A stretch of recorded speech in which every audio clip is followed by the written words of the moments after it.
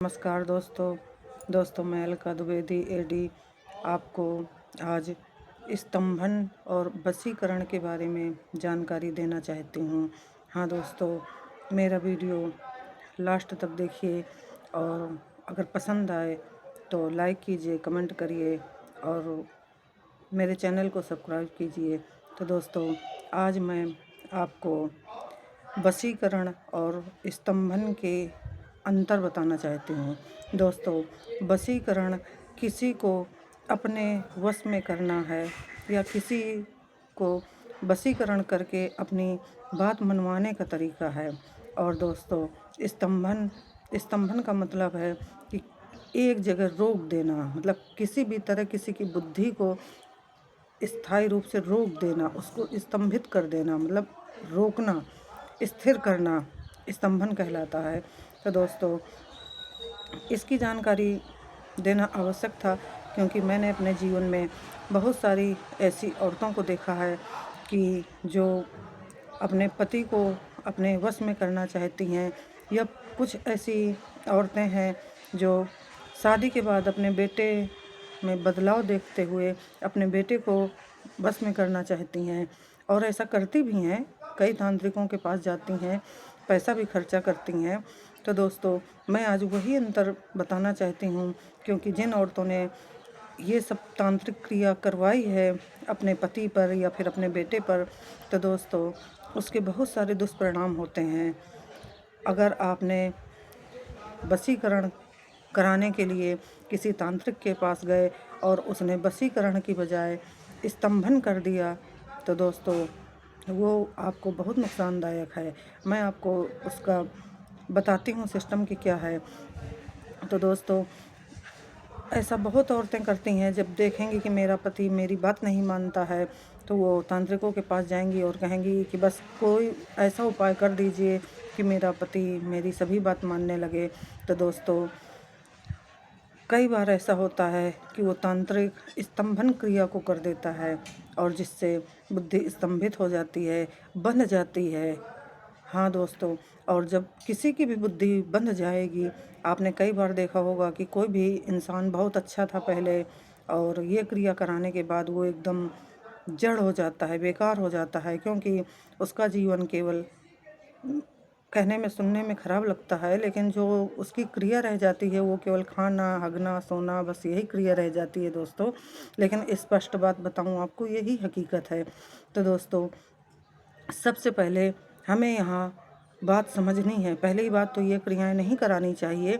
अगर आप में दम है तो आप प्रेम से जीतिए। अपने पति का दिल, अपने बेटे का दिल, किसी का भी हो, किसी भी इंसान का दिल है, अगर आपके अंदर इतनी क्षमता है, आपके अंदर वो गुण है, तो आप किसी का भी दिल जीत सकते हैं। लेकिन जहाँ पर ऐसी क्रियाएं करने की आवश्यकता आ जाए तो दोस्तों भूल कर भी स्तंभन क्रिया मत कराएं, क्योंकि स्तंभन क्रिया कराने का मतलब मैं आपको बहुत अच्छे से समझाती हूँ कि वो बुद्धि बांध देना है, बुद्धि स्तंभित कर दी जाती है। और दोस्तों, जिस इंसान की बुद्धि बांध दी जाएगी, स्तंभित कर दी जाएगी, वो किसी काम का नहीं रह जाता। वो आपके लिए भी हानिकारक है।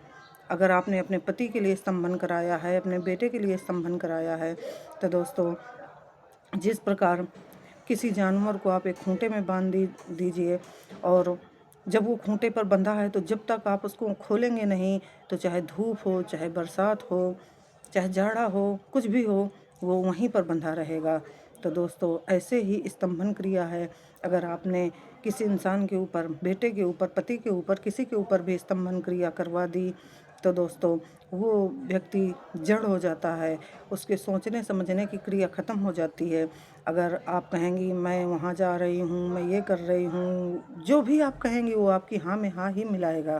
तो दोस्तों, इस तरह वो आपके लिए भी हानिकारक है, क्योंकि अगर आपने ये क्रिया करा दी तो वो आपकी बात तो मान रहा है, लेकिन कई बार ऐसी भी स्थितियाँ आ जाती हैं कि जहाँ पर आपके पति या आपके बेटे का दिमाग ठीक रहना ज़रूरी है। अगर आपके ऊपर कोई संकट आ गया और आपने अपने पति या बेटे के ऊपर इस तरह की स्थितियाँ करवाई हैं और वो सोच समझ नहीं सकता, वो स्वयं आपकी रक्षा नहीं कर सकता, क्योंकि उसने अपने सोचने समझने की क्षमता खो दी है। तो दोस्तों, मेरी इस बात को आप समझिए कि पहली बात तो ये सब तांत्रिक क्रियाएं नहीं करानी चाहिए, गलत है।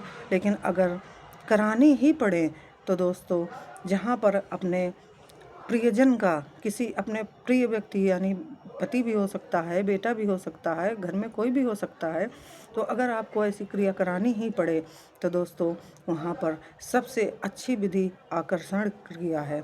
हाँ दोस्तों, आप आकर्षण क्रिया करा सकते हैं क्योंकि इससे कोई दुष्परिणाम नहीं होता है। और दूसरी क्रिया सम्मोहन है। हाँ दोस्तों, आप सम्मोहन क्रिया भी कहीं तक ठीक है, अनुचित नहीं है, आप सम्मोहन भी करा सकते हैं। लेकिन दोस्तों इससे भी ज़्यादा अगर आपको ज़रूरत पड़े तो फिर वशीकरण उत्तम है। और स्तंभन क्रिया सबसे बेकार है। हाँ दोस्तों, क्योंकि वशीकरण, सम्मोहन और आकर्षण ये तो तीनों ठीक हैं। इससे मनुष्य का, किसी भी इंसान का जिसके ऊपर भी ये क्रिया कराई गई है तो दोस्तों उसका दिमाग पूरी तरह से काम करता है। लेकिन जहाँ पर बात स्तंभन की आती है और बुद्धि बांध दी गई है, स्तंभित कर दी गई है, वहाँ पर वो अपने लिए भी हानिकारक है, परिवार के लिए भी हानिकारक है, क्योंकि वो व्यक्ति जड़ हो जाता है। वो किसी भी तरह सोचने समझने या कोई कार्य करने की क्षमता से रहित हो जाता है। तो दोस्तों ऐसा नहीं कराना चाहिए। सबसे पहले तो आप इस बात को समझिए, आप किसी डॉक्टर के पास जाते हैं, अगर आप अपना सही से अपना रोग नहीं बताएंगे तो डॉक्टर आपकी अच्छे से रोग निवारण नहीं कर पाएगा। तो मेरी बात को समझिए, अगर किसी तांत्रिक के पास आपको जाना ही पड़े तो सबसे पहले आप ये ध्यान दीजिए कि जहाँ पर आप अपने प्रियजन के लिए ये क्रिया करवा रहे हैं तो आपको सबसे उत्तम विधि आकर्षण क्रिया है, उसके बाद सम्मोहन क्रिया है, और उसके बाद आप वशीकरण भी करा सकते हैं। हाँ दोस्तों, कुछ ऐसी चीज़ें हैं जिनके द्वारा वशीकरण होता है, तो ये भी क्रिया आप करा सकते हैं। लेकिन दोस्तों भूल कर भी कभी भी आप स्तंभन मत कराइए, क्योंकि अगर स्तंभन हो गया तो दोस्तों स्तंभन का खोल पाना बहुत मुश्किल है।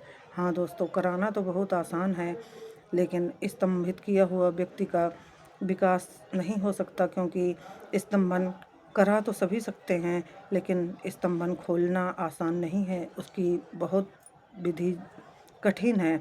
तो इसीलिए मैं आप लोगों से, खासकर उन माताओं बहनों से कहना चाहती हूँ कि पहली बात तो तांत्रिक क्रियाएं मत कराइए, बिना जानकारी के ये सब नहीं कराना चाहिए, क्योंकि कई बार इससे नुकसान होते हैं।